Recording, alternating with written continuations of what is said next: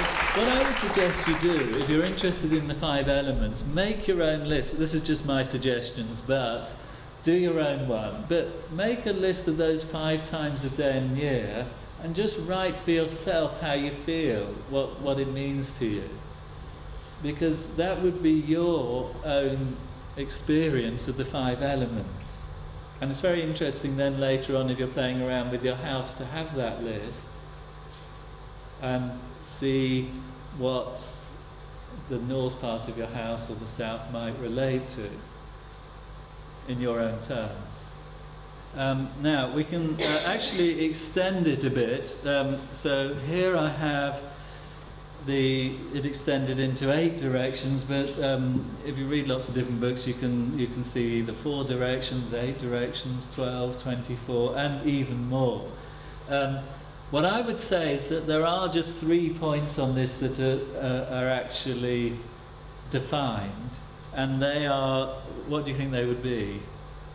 Which directions could we define in terms of their sort of natural energy? Yeah, well, we could with a compass, but let's say we didn't have a compass. Or how would you, without a compass, how would you tell which directions? So you look at the sunrise, that would be a definite point, and you could make a note, you could put a stick in your lawn and see which way the shadow was. That will change with the seasons. But what wouldn't change with the seasons? There's one time that we could use as a specific point. So that would be midday. So we know where the midday sun is, that's due south.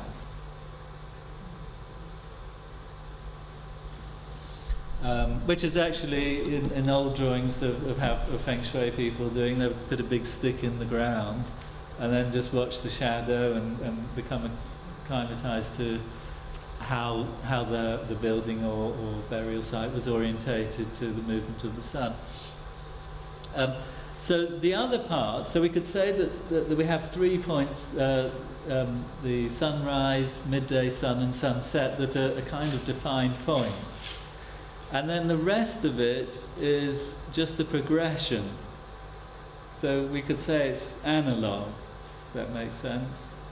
Whereas what we always tend to do with our minds is want to make it digital, so we try and divide it up and say, well, this part's east and that's southeast, and then this is east-southeast and that's south-southeast. And actually have lines, and then people get very uptight about, is it in this part or that part? Don't worry about that, because it's just a progression. The lines are just in our heads. We just make them up. There's nothing to really concern ourselves about there, but just to have an orientation to our own house. So I have put lines in because it makes it easier to look at, but don't worry about the lines too much. They can be a bit of a distraction. So on this chart, which you can, when it's on the website, you can download it and make it into, if you photocopy it on a transparency, then you can put it over any floor plan and just use it as a quick guide or reference. But what it's telling you is the kind of, these numbers are hours, so that's 11 till 1 in the morning, and then it's just using a 24-hour clock. So it's telling you the time of day that we can connect that direction with, and the time of year. So the months, I just put down our months for convenience, but in reality, because they're based on a solar calendar, June would be around the 20th or 21st, which means that it doesn't really start till a bit later than our calendar and carries over slightly into July. But again, I wouldn't worry about the details too much, it's just the general idea.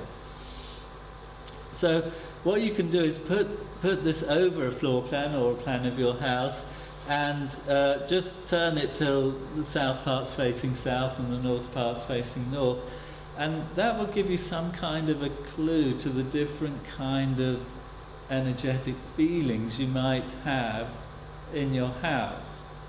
Because in theory then your house is responding, it has its own cycle. every day your house is getting warmed up on the east side with this rising sun. Every day your house is getting the southern sun at its hottest and brightest, and every day it's setting in the west. So your house is going through a kind of a cyclical wave of solar, light, heat, energy. And in our exploration of energy, then it sets up an energetic pattern within our homes, relating to, and we can relate it all back to those times of day and seasons. Does that make sense so far? So if on your list you thought that in this time of day, these hours, this time of year, you put down that you felt quite enthusiastic, just getting up, new day, wanted to get started. In the seasons you noticed that it was a good time for improving your house and doing things, all those things, then perhaps you could say that this part of your house would be supportive for all those kinds of events.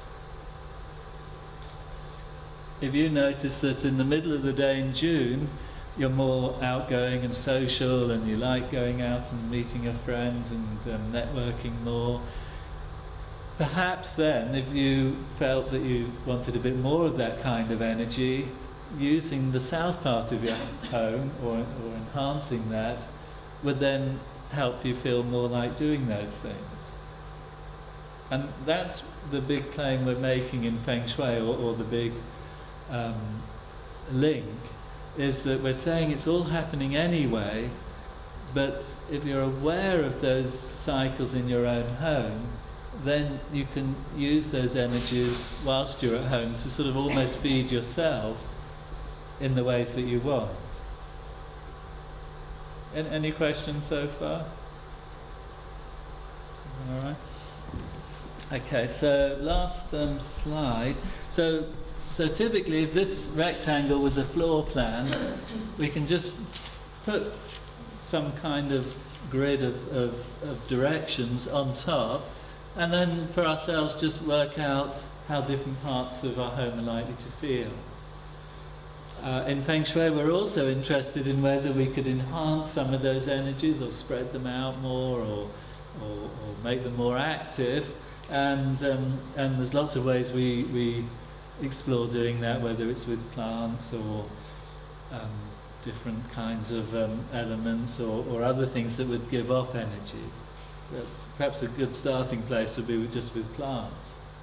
So if you felt that you wanted to have more, you're a bit stressed, let's say you're very stressed, which one would you think that you might want, which kind of energy would you like a bit more of? North. So that would be more of that quiet winter, less bothered about working and all those things.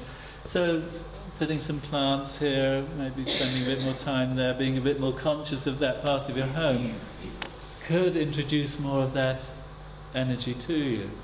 Similarly, we would say that sitting facing that direction would also help expose you to a bit more of that kind of energy.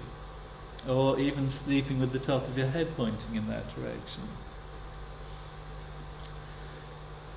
So that's, I would say, a sort of simple explanation of how Feng Shui can work. And the key to it is really to be aware of the natural cycles in nature and see ourselves as part of those cycles.